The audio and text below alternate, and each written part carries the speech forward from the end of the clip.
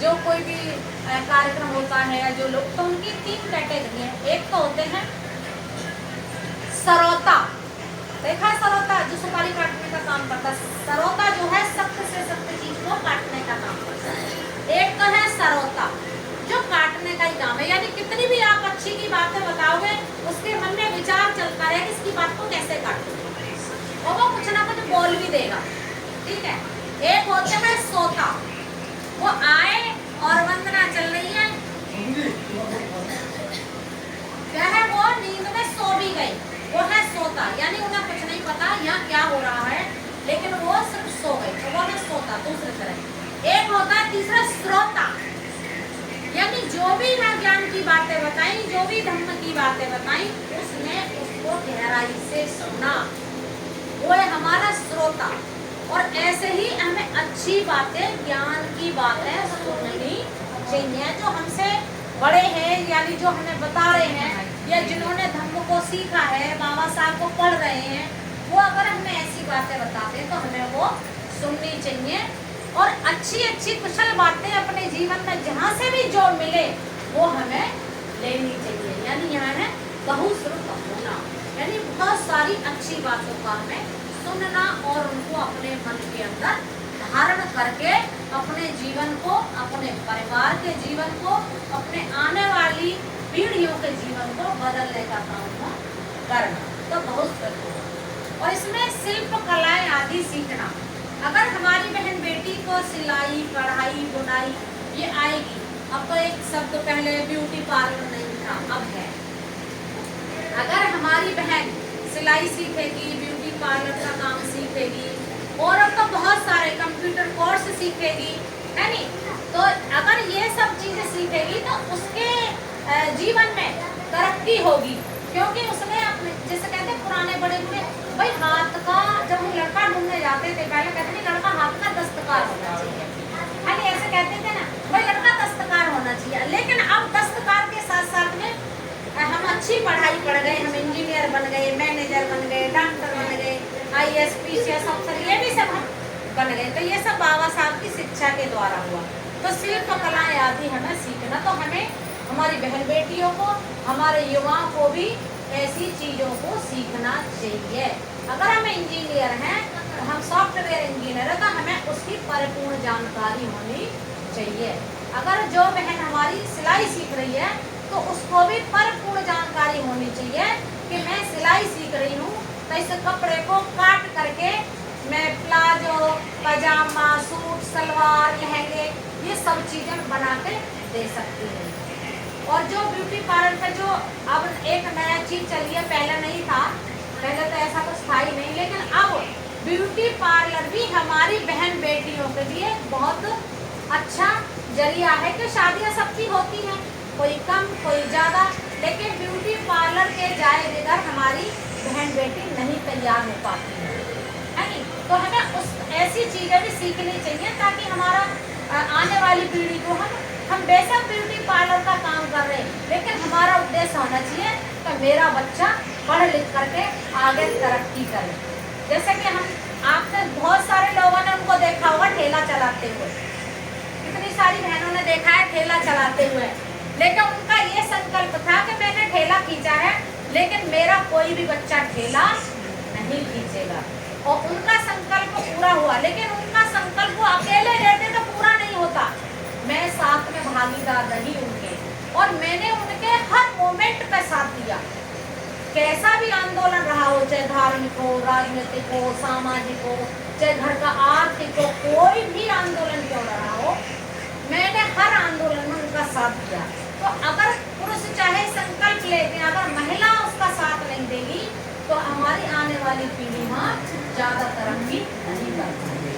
और उनका संकल्प, मेरी मेहनत, मेरा भी त्याग रहा कि मैंने कभी कोई शौक श्रृंगार में अपना पैसा खर्च नहीं करा, मैं हमेशा सादा, अब भी सादा ही रहती हूँ, और सादा रह करके ही आज बच्चे कोई गैजेट पोस्ट पर है, कोई मैनेजर है, कोई प्रोफेसर है, ये सब बच्चे बन गए। तो उनका जो है ना, हमने कलाएं सीखी, उसकी और तरक्की करनी है, या तो एक पार्लर है तो खूब बड़ा वाला हो, ताकि इसमें 2-4 हमारे 10-5 कारीगर काम करते रहें, तो समझो हमने तरक्की की है।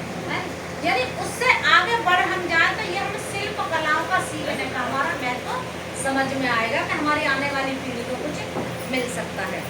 और जैसे आप डॉक्टर के पास जाते हो तो आप हाय ये दर्द यहाँ दर्द, जैसे डॉक्टर के पास आप तो एक ही शब्द बोलता है,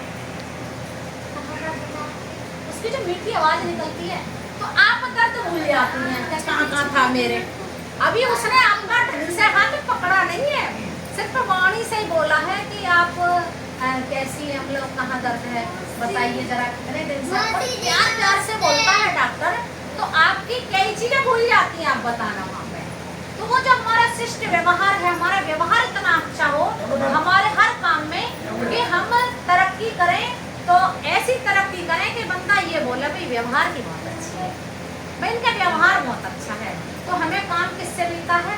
व्यवहार से मिलता है। तो हमारा शिष्ट व्यवहार भी होना चाहिए। अगर आप घर में हैं, बाहर हैं, तो हमारी जो वाणी है ये बहुत अच्छे से, हमारी आवाज़ जो है वो ऐसी निकलनी चाहिए ताकि दूसरों का भी मन हो बोले। कबीर साहब कहते हैं कि ऐसी वाणी बोलिए मन का आपा होए और को शीतल करे आओ शीतल।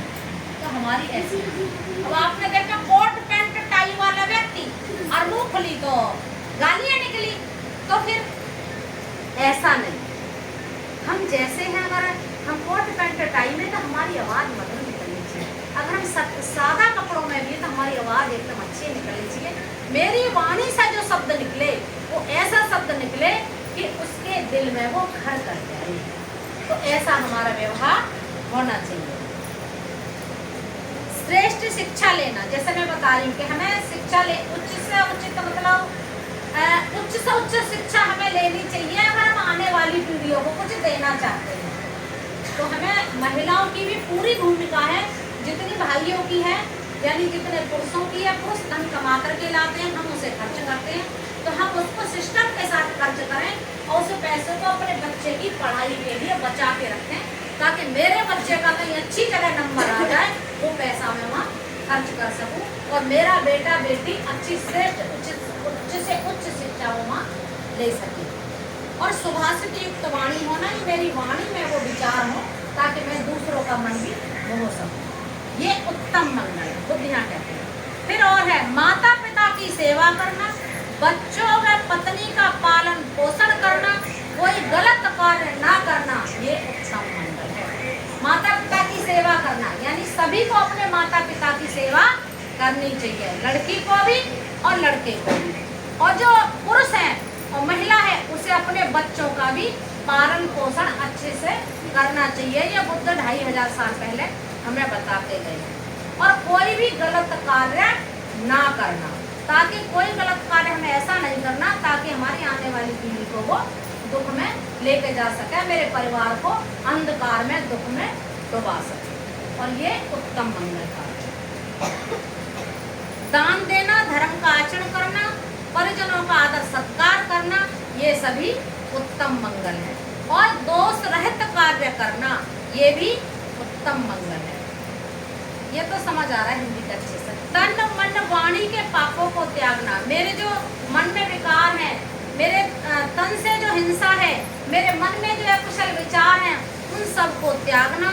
और जो नशीली चीज़ों को त्यागना, जैसे पंचशील है। और आलस्य रहित कार्य करना, जैसे कि आप बहन जी बहुत जागरूक रही, पहली बार ही हम घर आए और उन्होंने बिना आलस्य के ये बोला कि आप मेरे यहाँ आओ करो, और आज जब से ही वो तैयारी में लग गई। तो आलस्य रहित ऐसी वंदना कार्यक्रमों का भी महत्व देना, ये भी उत्तम मंगल है।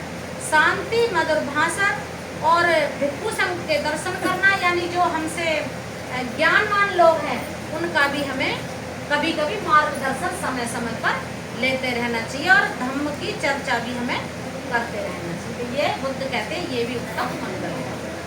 तप ब्रह्मचर्य का पालन करना, 4 आर्य सत्यों का दर्शन करना। जो संसार में दुख है, दुख का कारण है, दुख का निवारण है, उसका आर्य अष्टांग मार्ग है। तो इसका भी हमें पालन करना चाहिए कि उसको भी हमें सच्चाई से देखना चाहिए। संसार दुख से भरा है तो हम इससे कैसे निकल सकते हैं। अगर हम दुख में डूबे रहे तो हम कुछ भी नहीं कर पाएंगे। और जो पति पत्नी जो है वो आपस में ही एक दूसरे प्रेम के साथ शांति के साथ, संतुष्टि के साथ और न्याय के साथ अगर रहेंगे तो ये हम जिसको कहते हैं तप और ब्रह्मचर्य का हमारा वो पालन पूरा होगा। तो आप देख रहे होंगे कि 5 बच्चों की अम्मा चली गई एक के संग, नई नई खबरें आप सुन रहे हो। 5 बालक छोड़ के आदमी चला गया किसी के साथ। तो ये सब क्या रहेंगे, वहाँ ब्रह्मचर्य ऐसी बात वहाँ नहीं है, क्योंकि वो एक दूसरे में ही सुख खोजने में लगे हुए हैं। यानी जिसे कहते हैं ना, अपनी खीर का खीर दूसरे की खीर खा लो जाता है नहीं, तो अपने घर की रोज ही खीर खाएंगे, कुछ और देकर हो जाता। तो ऐसी भी हमारे कुछों में ऐसी भी भावनाएं हैं, तो वो भी हमारे मन में ऐसे विचार भी नहीं आने चाहिए।